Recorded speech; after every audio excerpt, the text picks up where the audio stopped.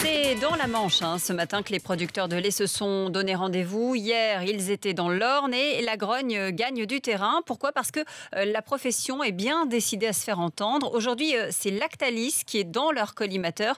En cause, Barthélémy, des prix d'achat trop bas. Et toujours encore le même problème pour ces agriculteurs. Pour se rendre compte de la situation, il suffit de regarder le prix moyen pour 1000 litres. C'est le prix de référence.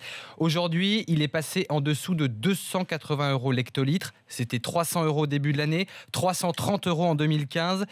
En 2014, c'était 370 €. C'est donc une véritable dégringolade.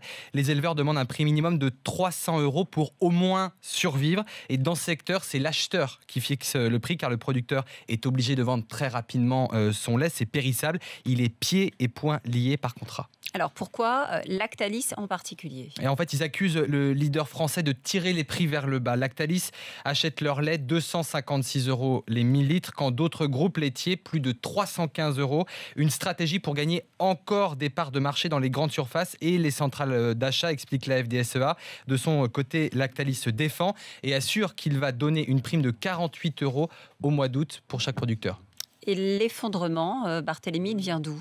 Première raison invoquée par les éleveurs, la suppression des quotas laitiers par la Commission européenne en avril 2015. Vous vous souvenez, chaque État membre avait le droit de produire une quantité donnée de lait, pas plus. C'est un dispositif qui permettait notamment de maintenir les prix à un certain niveau. Résultat, en supprimant ces quotas, plusieurs grands groupes laitiers ont augmenté leur production, provoquant une surproduction en Union européenne. Et pas question pour la Commission européenne de restaurer ce système de quotas.